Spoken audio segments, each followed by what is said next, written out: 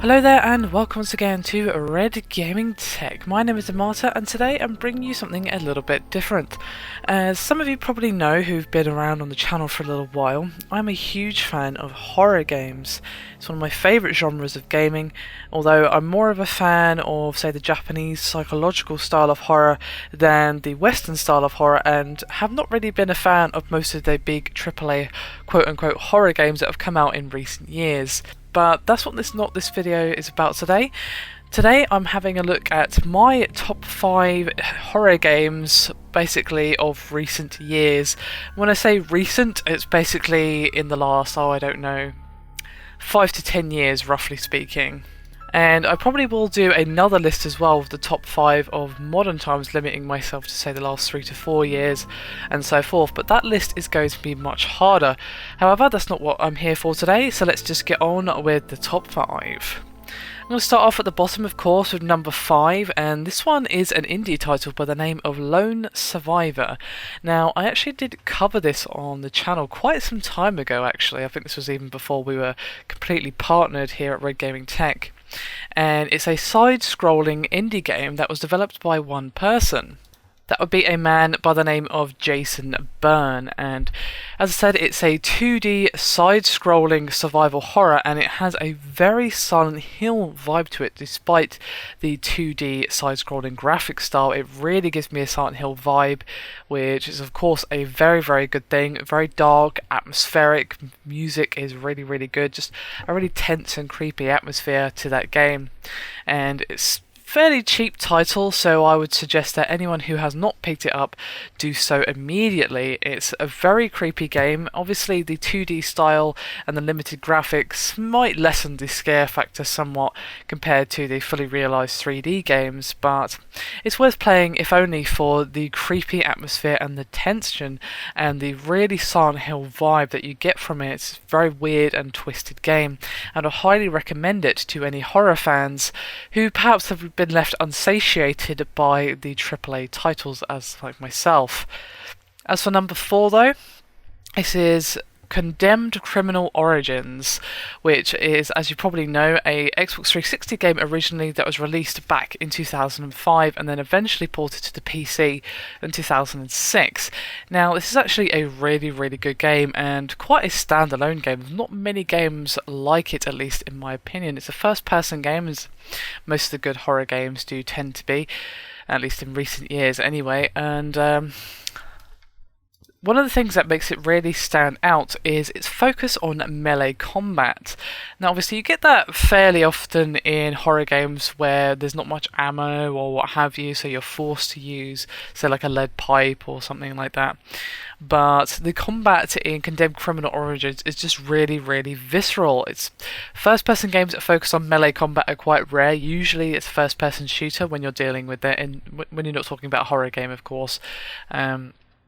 And of course, so that makes it rare in itself, but it's an even rarer one that implements the melee-based combat so well. It's really visceral, you get lots of feedback, the hits feel meaty, the combat just has a lot of weight behind it. It's really satisfying to play, and it has a really, really creepy atmosphere. The story is a bit questionable, to say the least. It doesn't exactly have the best storyline in the world, but to be honest, that's kind of a staple of horror games, to have a little bit of a cheesy, questionable storyline, so that didn't really bother me all that much when I was playing it. I wasn't really playing it just for the story, as you do with some games. I was playing it for the whole experience, which was to be thrown into a series of dark, abandoned buildings where all the homeless people had apparently gone insane and wanted to kill you. So, you know, picture yourself, you're alone, you've just got this 2x4 with nails sticking out of it, and you're being charged from complete darkness most of the time by crazed homeless people who want to kill you. It's a very, very tense experience, and is actually one of the best horror games that I've personally played that's a AAA release in recent years. Of course, was released quite some time ago now, as I said, originally back in 2005, but it still stands up today, at least in my opinion. The graphics are a little bit dated, to say the least, but if you can get past that, I would highly recommend you pick it up. You could probably get it on the Xbox quite cheap now, so it's a fairly old game, and of course it's on the PC, so perhaps if you want some better graphics, that might be the one for you, but I would definitely recommend it. And at number 3, I think most of you guys will know this one is coming. Amnesia: The Dark Descent was of course released in 2010, only a couple of years ago, but it really revitalized the horror genre. Of course, because of games like the success of Amnesia, we've got a slew of really, really good titles getting the limelight lately. For example, Slender. Excuse me. But until Amnesia came along, there had not really been a decent horror game that had sparked my interest, as I love psychological horror and the slow building, atmospheric Japanese style. For a long, long time, all of these horror games that seem to be coming out seem to be games where they were just a bit dark and monsters were there, but they weren't really horror, they weren't really scary. You were too powerful, you had too many guns, and it just didn't seem like it was horror to me. It just seemed like a third or first person game that just happened to be set in a dark abandoned place, but didn't really satisfy me, my horror needs. But Amnesia, well, that was a surprise hit for a lot of people. Of course, YouTube had a huge part to do with that. Of course, there's tons and tons of Let's Plays and all of that of the original game and all of the custom stories that followed, because of course that game was a big supporter of mods, and we got some really, really good stuff because of that game, because of the mods. We got, of course, White Knight, which was a complete total takeover, and that was probably one of the best well-made mods of Amnesia history. But there's also very, very good ones that didn't do the full takeover thing, full conversion, but still were very, very good indeed. I could be here all day talking about the excellent custom stories. So what did Amnesia do well that made it such a hit? Well, it made you completely and totally helpless. Now, this is something that not even horror games of old did, except for maybe my top one example. For example, let's say Silent Hill 2 and 3, which of course many people agree some of the greatest horror games of all time. Even in that game, which is of course really, really scary, one of the best horror games ever made, you are still given weapons. You still have a means to defend yourself. And by the end of the game you have a couple of guns, a few melee weapons and all that, and while it's still scary and the monsters are still not anything you should take on unless you have to, you can defend yourself. And that's how it is in pretty much most horror games. But of course in Amnesia you have no means to defend yourself. Your only option is to just run for your life and hide. And that is one of the things that makes Amnesia so terrifying. Because if you encounter a monster, there's literally nothing you can do. Your only option is just to hide in a cupboard or in a dark corner somewhere and just pray that that monster does not see you. And that's one of the things that made it so terrifying. And of course the atmosphere as well was really, really well done. The fact that it was first person really pulls you into the immersion factor. And of course the graphics, while they weren't exactly the greatest, because of course it was an indie title when it was first released, they did a pretty good job of setting the scene, setting the atmosphere. But what really made that game and made it a complete package was the sound design. I've discussed the use of sound in horror games in a video a long, long time ago. This was quite some time ago at the beginning of the channel that I discussed this, and the use of sound in horror is one of the most important factors, at least in my opinion, to making a good horror game. And Amnesia is a game that pulls it off perfectly. It really makes you feel alone, it really puts you on edge in all these dark and dingy areas, but also when it lets you out of those areas for a brief respite, it has the perfect music for that as well, to be like, oh, okay. Because the important thing of a horror game is not to constantly keep you on edge, but to give you those points of relief, so that next time you go up again, you're thinking, oh, why aren't I back at that other place that was so peaceful? It's important to do that in a horror game, to have proper arcs of tension and then peace, at least even just for a second or two. So, number 2 is of course Silent Hill 2, and as I said, it is one of the greatest horror games ever made. Of course, Silent Hill as a series is excellent. It did start to go downhill from Silent Hill for the Room, and then kind of reached a pit of despair with Silent Hill Homecoming, but has come up recently with Silent Hill Shattered Memories and of course the recent one, Downpour. But even those games failed to capture what really made the original games great. Of course, they were better than, say, Homecoming, but that's not really difficult, at least in my opinion. But they were closer to the original formula than the other ones, and I was happy to play a, somewhat decent horror game that was AAA, because I said many of them don't really satisfy, and while Downpour had its problems, it was a good game. It just failed to capture what really made Silent Hill great, at least in my opinion. So what does make Silent Hill so great? Well, I've kind of already touched on this a little bit before when I was talking about Amnesia, but it's really just the atmosphere is so perfect, and the story is really, really good, really twisted, and the characters, everything about that game is just excellent. And that's not to say it's a perfect game, it definitely has its share of problems. The combat is a little bit sticky and frustrating, and the controls, well, yeah, but that's not what the point of the game is. The point of the game is the story and the world and the characters. And the character James Sunderland is one of the best main characters in horror games ever made, to be honest. He's a really sympathetic character. You really feel for him even after you get to the end of the game and find out everything about him. I don't want to say, I mean, it's an old game, but it's possible that you haven't played it, so I don't want to spoil it just in case. But those of you who have played it will know what I'm talking about anyway. So even at the end of the game, he's a really sympathetic character. You just can't help but feel for him. And the whole game is just so twisted, and it says a lot without actually saying anything. That's the main thing about it. It tells a story without really using many words, and that is a hard thing to pull off. A lot of games these days are too focused on throwing exposition in your face and just going, look, his story, his character development, this character's growing, this character has a character arc, oh my god, these things are happening. You know, really just putting it there like, this is story, this is exposition, this is that, this is that. Whereas Silent Hill 2 doesn't really do that. Everything is told through the world and the gameplay and just the whole experience. That's not to say there aren't cutscenes and character interaction, that'd be kind of crazy, but it's not just told through those things, it's mostly told through everything.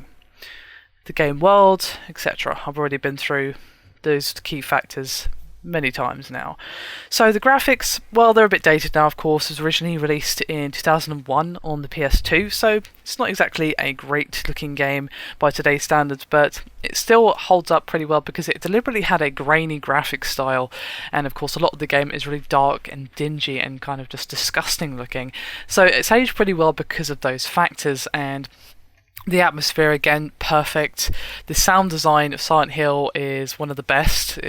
Easily Amnesia matches it quite happily, which is quite a compliment coming from me. I'm a huge fan of the Silent Hill series, as you can probably tell, and the sound design and just the soundtrack of that game is beautiful, is excellent, and really just sets the scene so perfectly, and it goes right along with the weird story and the twisted world and everything. Just the whole package is so complete, and even though you can defend yourself, as I discussed earlier in the Amnesia section, it's best just to run for it, because, well, James is weak. He's not a fighter.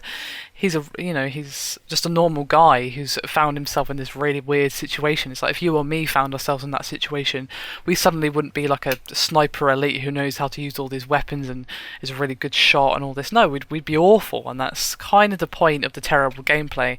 Well, not terrible, it's a bit extreme word, but the slightly questionable gameplay, should I say. And although it does make it a little bit frustrating to play for newcomers, it does have a reason to be there. Anyway, I've talked about that game for far too long. I could probably talk all day about what's great about Silent Hill 2, but instead of doing that, I'm going to tell you my number one. You could be thinking to yourself, God, well, what could beat Silent Hill 2? And to be honest, picking between these two games was really, really tough for me. I was just torn. I kind of wanted to put Silent Hill 2 at number one, but I thought, you know what, that's too predictable. I'm going to give it to something a little different, and this will be Fatal Frame 2, which is also known as Project Zero 2, and this was released on the PS2 back in 2003. Now, this is another sort of Japanese survival horror, and what makes this most interesting is basically you play this girl, you go to this abandoned village with your twin, and she gets lost, she gets taken away, and you spend the whole game looking for her, and the entire village is empty for people, but it's full of ghosts, a lot of them trying to kill you. So how do you defend yourself against ghosts, you might ask? Well, the game says a camera called the Camera Obscura, and you have to take pictures of the ghosts in order to beat them, and there's various mechanics about how you have to let them get closer to you to kind of push them back and do more damage and stuff like that. So basically you've got these horrible, frightening things, and you're forced to look at them through a close-up first-person perspective of the camera, because of course it's a third-person game, but when you're in the camera mode, it is naturally in first person. And you're forced to take pictures and look at them, and you have to let them get close to you, and you have to let them almost hit you and then just push them back with the camera, do damage to them, and just have at it. You of course get more points for better shots and stuff like that. And that is a really interesting mechanic, and it's not really something I've seen done many times. There is another game that does it, we'll give a special mention to in a moment, but as far as I know, it's one of the few games that does it in this way, at least. Of course, Condemned also had a kind of camera-ish mechanic, but not in this way at all. So yeah, that's one of the things that make it scary, but again, it's all about the sound design, the world design. The atmosphere of the game is just so tense and creepy, and the story of that game is pretty good as well. It's pretty messed up, and a lot of it is told through the world, through notes you find, through these old abandoned houses that tell their own story of loss and abandonment. And it's one of my favourite games of all time, not just horror games. It's a game I pick up and play every now and again, and it just never fails to put me right back in that tense atmosphere. And the fact that you're playing as a young girl as well really gives that sense of helplessness that really makes a good horror game. Each and every one of these horror games has that factor, that sense of you are helpless, you cannot fight these things, you must run for your life, do not try to fight unless you have to, basically. And of course you're a young girl, she doesn't even really run that fast, which is quite annoying, to be honest. When you're trying to run from a ghost that's trying to kill you, she's just kind of happily sauntering along as she's going along, you know, for a nice leisurely stroll in the park or something. But still, it's a minor annoyance to an excellent, excellent game, and it was released for the Wii as well. So if you don't have a PS2 but you still have your Wii kicking around, then I suggest you go pick it up immediately, because, well, it's an excellent game and it's one of the best horror games of all time. Of course, it is my number one.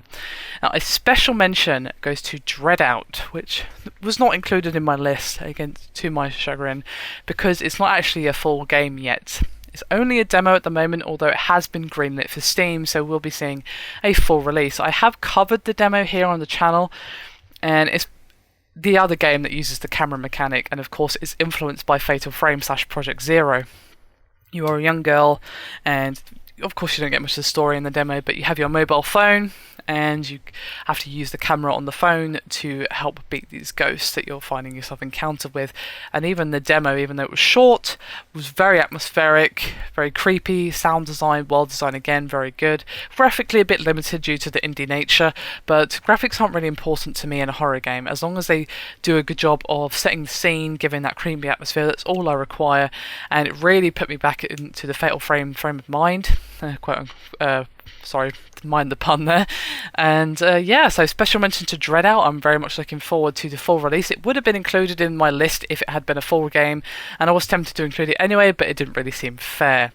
Anyway, that is me done for this video. I hope you enjoyed my top 5 horror games of all time. As I said, I'm going to be doing a more modern one, and it's probably going to be top 5 again, but that one's going to be harder. I've got a few games I would include in that list. I might have some repeats from this list, but I would try and limit that as much as possible. If you guys know of any decent horror games that I may not have played from recent years, let's say 3 to 4 years max, then do let me know, because I was going to do that one first, but I actually struggled to fill the list because, as I said, modern horror games haven't really scratched the horror itch for me personally. Anyway, as I said, that is me done for this video. Hit me up with any suggestions to play so I can add them to my list down below, and I'll see you next time.